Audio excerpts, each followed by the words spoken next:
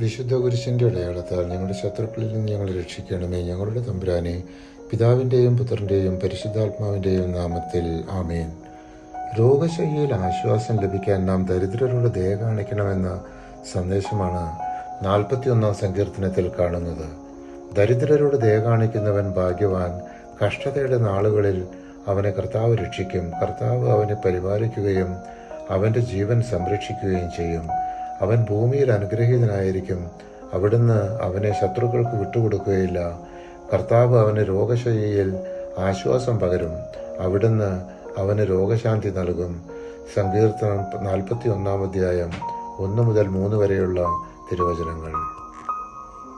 ദുഃഖവും നിരാശയും നേരിടുമ്പോൾ ദൈവത്തിൽ പ്രത്യാശ വയ്ക്കാൻ ആത്മാവിനെ പ്രേരിപ്പിക്കാൻ ദാവീദ് 42 സങ്കീർത്തനത്തിലൂടെ വെളിപ്പെടുത്തുന്നു.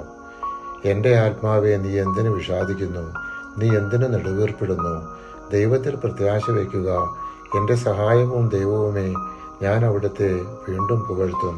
സങ്കീർത്തനം 42 അധ്യായം 5 തിരുവചനം. 43 സങ്കീർത്തനത്തിൽ ദാവീദ് ദൈവത്തോട് നീതിക്കായി അപേക്ഷിക്കുന്നു. ദൈവം തൻ്റെ പ്രകാശവും സത്യവുമാകട്ടെ.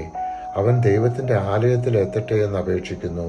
ദൈവമേ, എനിക്ക് നീതി നടത്തി തരണമേ. അധർമ്മികൾക്കെതിരെ എനിക്ക് വേണ്ടി വാദിക്കണമേ. വഞ്ചകരും നീതിരഹിതരുമായവരിൽ നിന്ന് എന്നെ മോചിപ്പിക്കണമേ. സങ്കീർത്തനം 43 അധ്യായം 1 തിരുവചനം. പരാജിത ജനതയുടെ വിലാപമാണ് 44 സങ്കീർത്തനം. ദാവീദ് പൂർവ്വകാലങ്ങളിൽ ദൈവം ഇസ്രായേലിനെ രക്ഷിച്ചതായി ഓർക്കുന്നു. ഇപ്പോഴത്തെ പരാജയത്തിൽ ദൈവം മറന്നതുപോലെയുള്ള ഒരു അനുഭവം. ദൈവത്തോട് വീണ്ടും ഇടപെടാൻ അപേക്ഷിക്കുന്നു. ഉണർന്ന് ഞങ്ങളുടെ സഹായത്തിന് വരണമേ. അവിടുത്തെ കാരുണ്യത്തെ പ്രതി ഞങ്ങളെ മോചിപ്പിക്കണമേ. സങ്കീർത്തനം 44 അധ്യായം 26 തിരുവചനം. പരിശുദ്ധാത്മാവെ, തിരുവചനത്തിൻ്റെ അനന്തശക്തിയാൽ ആത്മാവിൻ്റെ ബലങ്ങളും ദാനങ്ങളും നൽകി തീഷ്ണതയാൽ ഞങ്ങളെ ജ്വലിപ്പിക്കണമേ. ആമേൻ.